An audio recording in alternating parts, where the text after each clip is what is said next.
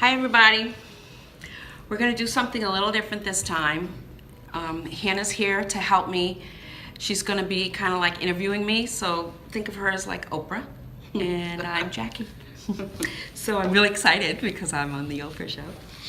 And she's going to keep me on track is the idea behind this, because I've been drifting a little, and we're going to try to, and I also have notes. So Emily, I took your advice. Thank you very much.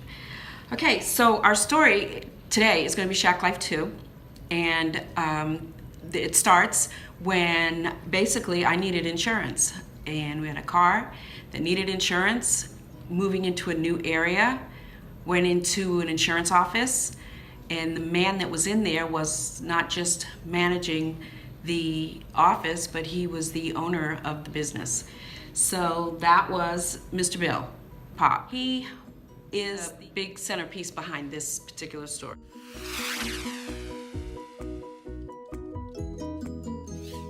What do you want to know about Mr. Bill? Well, I mean, you started out talking about how you needed car insurance and you went into his shop. Yes, went into his shop. And he told me later, years later, that the first day that I went into the shop, he knew that I was going to be coming back and I would be a part of his life. And he was right.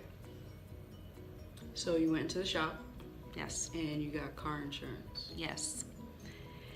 And the car insurance was going to be lapsing because the bills were not being paid, so I went in to talk to him about what I could do.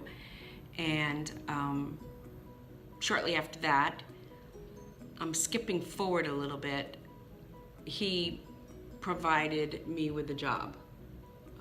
Now we're moving into the part where I know for sure that I'm going to be divorced with 5 children, and Mr. Bill is helping me get employment by creating a job in his office that I could fill. He wasn't looking for anyone, but he created the job because he knew I needed a job, and I became his assistant. And not only was I his assistant, but I was also able to bring my youngest child, who was Solomon, who was just starting school and half-day school in kindergarten, where he would go to school in the morning, and then I would go to pick him up, and he would come to work with me. Now, the place where his shop was on the 2nd floor, and the person that owned the building that he was renting from to have his shop was down on the 1st floor. And he had specifically said that he didn't want it to be loud up there, and also specifically said that there should be no children there for any great length of time. So it was very important that Solomon was, number one, well behaved, quiet, and try to go unnoticed. And between Mr. Bill, Solomon, and I, we did an excellent job because we got through the school year, and Solomon was there. He would take naps, he would play with his little toys, and get a little something to eat, take a nap, and then shortly after that it would be time to go home.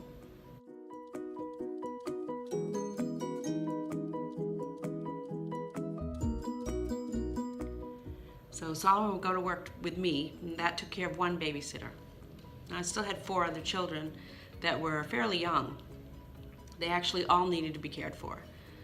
Starting with Hannah, she was, I believe we calculated this to be around 10 or 11.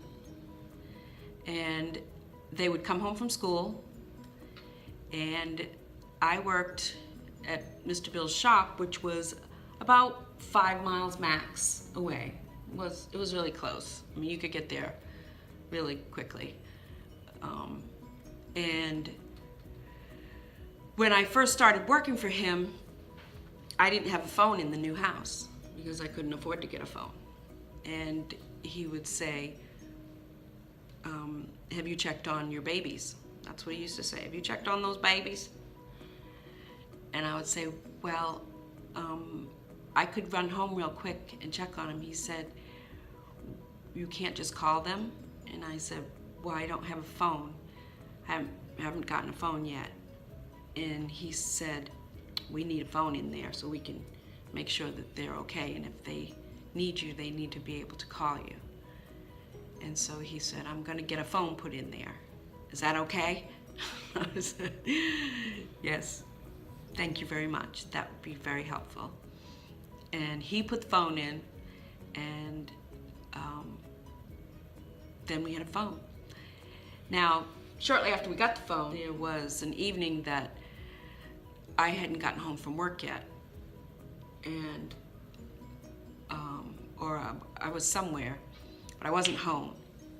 And Naomi and Titus were playing.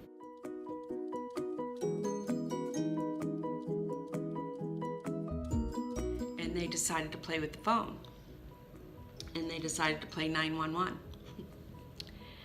And the way that game works is you dial 911. Well, then when the police answered the phone, they got scared and hung up the phone. Well, then the police station called back to find out, did someone from there call 911? Well, they were afraid to answer the phone, so they didn't answer the phone. So there was a knock on the door. And the knock on the door, and were you home, do you remember? Mm-hmm. The knock on the door was police officers, too, right? Yeah. And Naomi and Titus knew they had called 911. So when they answered the door, needless to say, they were very scared. I still wasn't home yet. And the police officer said, is your mother or father in there? And Naomi said, no, my mother's not home yet, but she'll be home soon. And then he said, well, how old are you? And I think he asked him a couple other questions. Is your father there? No, he's not. But anyway, but then he got to the one, how old are you? And she said, 12.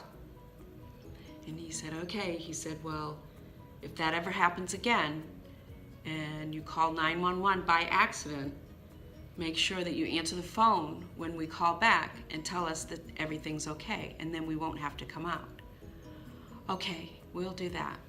And so the police officer left, and shortly after that, I came home. Well, and it must have been fairly close to that because they were still very, very shook up.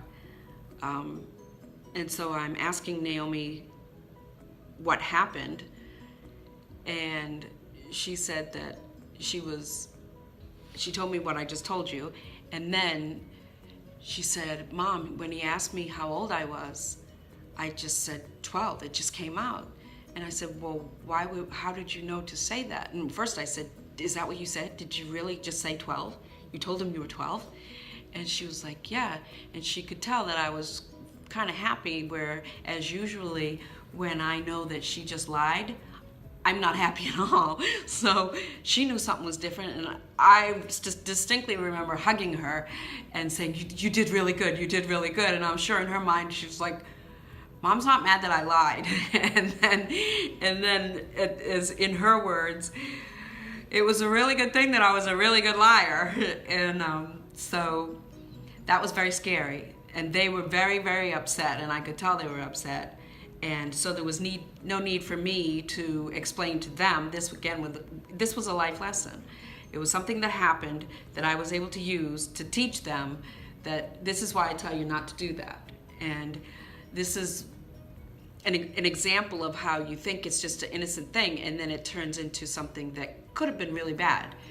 Because the children then learned, I don't know that I told them earlier, but in order for them to be watching their siblings, or in this situation, in order for Hannah to be watching her siblings, younger children, she needed to be 12, and she was not 12. And if Hannah wasn't 12, nobody else was either. So, but Naomi blurted out 12, and I'm thinking that we must have talked about that at some point, but the fact that she remembered it and said it when it was needed, I was just really happy, and they didn't get in trouble because the way they handled it and the experience that they had, I figured taught them enough that they wouldn't do it again. And they didn't. But Naomi was very witty. She was very quick on her feet, and that was an example of it. Mr. Bill was a part of a secret like Robin. What's our next question? I just got the no. I told you she'd keep me on track. Okay, so where are we going, Hannah?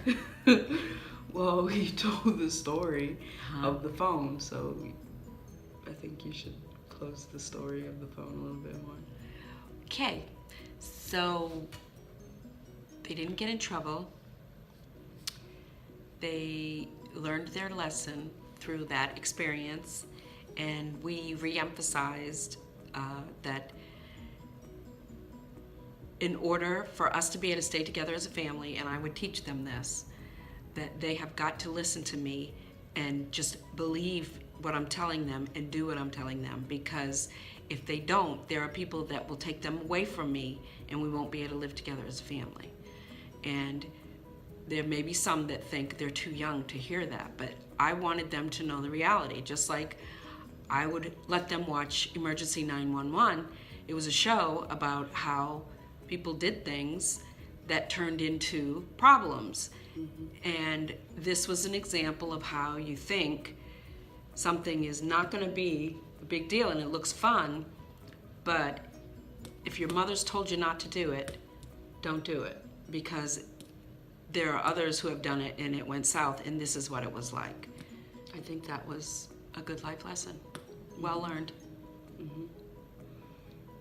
They should like your video and subscribe. I think you should close it. That's the end of it? Yeah. Okay. Well, that's the end of the story. All right, so this is Jackie's Journey with Jackie and Hannah. Featuring Hannah. She's my feature, Solomon. And thank you for joining us. I hope you enjoyed the story. And thank you, Hannah, for keeping me on track. And why don't you tell them what we want them to do? You should like this story. Oh, that's a good idea. That's a good idea. Give it a big thumbs up. Thumbs up. And if you want to hear more, subscribe. Hit Yeah. the big red button. I think it's red.